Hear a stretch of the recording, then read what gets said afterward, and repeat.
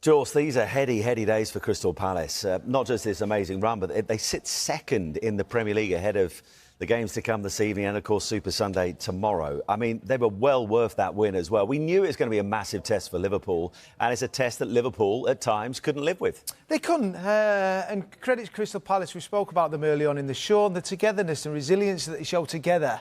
And I think it just shows second in the Premier League, 3 points behind Liverpool. And you can go all the way back to last season and what they achieved, winning an FA Cup. Start of this season, winning the Community Shield against Liverpool, and it just brings massive belief. And they're in European football, having to deal with that midweek, Saturdays, midweek again, because they haven't got the biggest of squads. But I tell you what, they've got some real talent in that team, and players, obviously Sarr coming back in and getting his goal. Pino, two in middle of the park. Adam Wharton, wow, this boy is special. Got he's brought off. Something else, isn't he? Yeah, he's still getting back to fitness, but he just plays with a calmness and experienced head, plays forward whenever he can. Kamada next to him, unbelievable as well. I just can't compliment this Crystal Palace team enough from back to front. Mateta holding the ball up, physicality, creating chances. Unfortunately for him, he didn't get a goal today, but he brought numerous saves out of Alisson. And if it wasn't for Alisson in the first half, they could have been out of sight. I mean, the first goal came from a really poor defending from Liverpool, in swinging corner. Gravenberch gets it all wrong. He's at the back post, should clear it away, heads it back towards, and Sarr scores the goal. But they had opportunities, and this was Premier League at its best.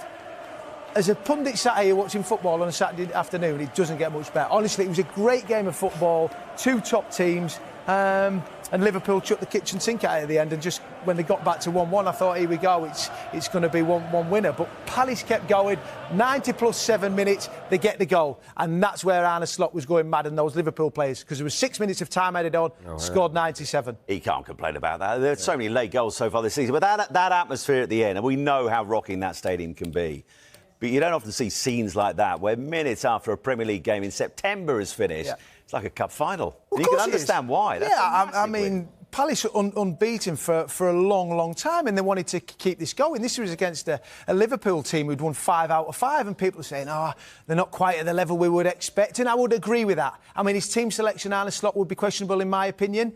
No Gakpo on the left. In the first half, it was so narrow. Florian Wirtz, unfortunately, at this moment in time, hasn't got to the level that we expected. And certainly, me and I'm a big fan. There's some growing question marks over him. It's still early. He's still adjusting to the Premier League. But are the question marks growing for you? I mean, look, we're 6 games into the Premier League. He cost an awful lot of money. He's still very young, and we know how demanding the Premier League can be. But it was just a fact when I saw the team sheet and there was no Gakpo.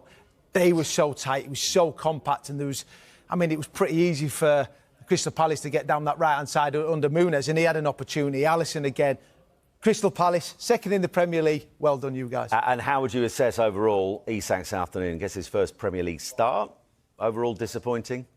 Yes, he probably played more minutes than we would have expected. Rio Ungamoa came on with 10 minutes plus time added on, if that. So they got 80 plus minutes from Isak. He would never, ever have played that. He had a header opportunity that he probably should do better with. He looked a little bit frustrated. We saw a little bit of glance where McAllister played a top-class ball in, and he gets it stuck under his feet and pushes past the post. Fine margins.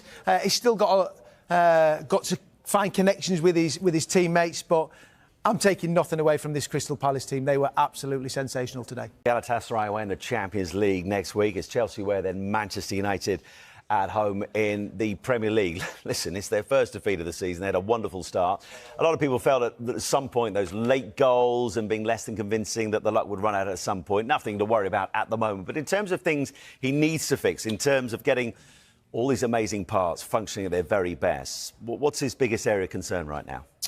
Well, defensively, you look at the opportunity that he's giving up, and you see the scoreline today, 2-1. It could have been more to Crystal Palace. It could. Obviously, two set pieces. Obviously, the second one was a second phase from Eddie Nketiah late on, but the first one will be really disappointing. I mean, that's just an individual error. He's just got the head wrong, and it's gone back into the 6-yard box. That can happen, but when it keeps happening, people keep questioning why. It's not like they're not working, but what it brings enormous amount of pressure. So every set piece, it's like, oh my word, anxiety goes through, you switch off for a second, then it's another goal. And we've seen it too many times this season with Liverpool. We've always talked about how good they are going forward. Today I didn't really see that. I don't think they were great. And I think he was very honest there. Crystal Palace were the better of the two teams and they got the just rewards.